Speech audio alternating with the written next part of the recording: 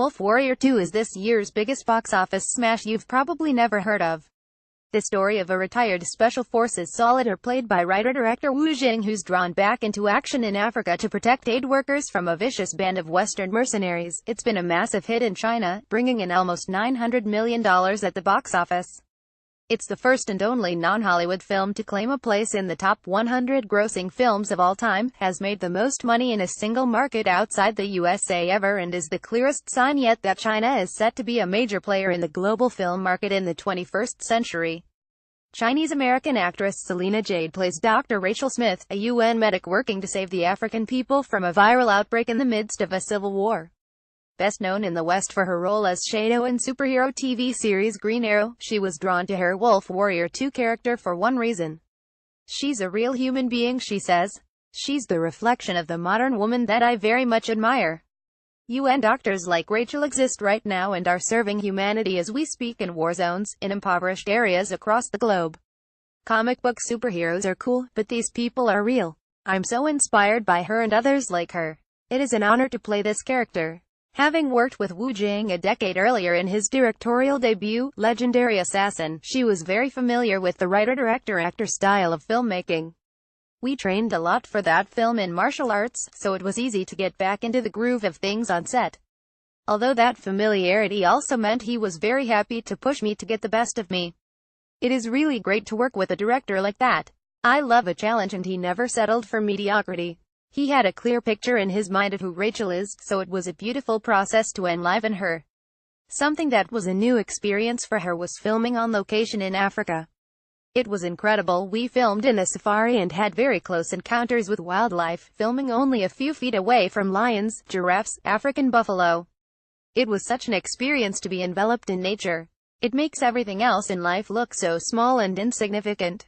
It's an experience I will never forget. The film's enormous success has been something of a roller coaster ride, both for her and the Chinese film industry. The fact that this film is the second most watched film in a single territory after Star Wars has Hollywood studio execs' heads spinning, Jade notes. Everyone wants to get into the Chinese market for its sheer size, but I think the movie's success got more people thinking about trying to support local Chinese films and stories as opposed to making Hollywood formulaic films for China.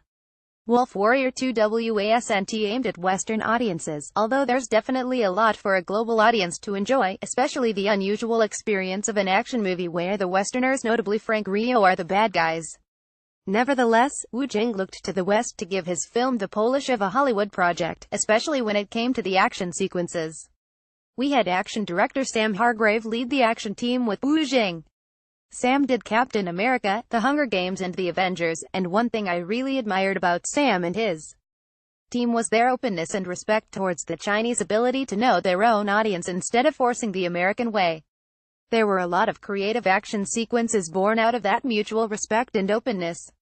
The film is also one of 9 recently nominated for the inaugural ASCTA Best Asian Film Award, alongside Your Name's Last Train to Busan, Birdshot, Dangle, I Am Not Madame Bovary, Cause of Turtle, Pink and Our Time Will Come. For Jade, the nomination is a welcome sign of the increasing international acceptance of Chinese and Asian cinema.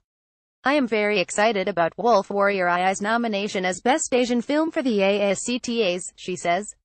It is the Oscars BAFTAs of Australia. After all, it is an absolute honor to be part of ASCTA's inaugural Best Asian Film Award, and hats off to the Australian Academy for deciding to recognize excellence in filmmaking throughout the Asian region for the first time. I hope other academies will follow in their footsteps later, and I do hope to see more co-productions between China and Australia in the near future. After all, we are so close by and Australia has such great talent to share with China. While the success of Wolf Warrior 2 is a game-changer for world cinema, it's also had a big impact on Jade's future. She's already completed 2 upcoming releases, the Chinese A Sweet Life and the American action film Triple Threat, with a number of other projects in the pipeline. I'm excited by the opportunity to be able to really pick and choose great stories and films to participate in, and using this fame towards supporting social causes I believe in, she says. It's definitely opened a lot of doors for me career-wise across the Pacific. I never thought I'd become a household name in China in barely over a month.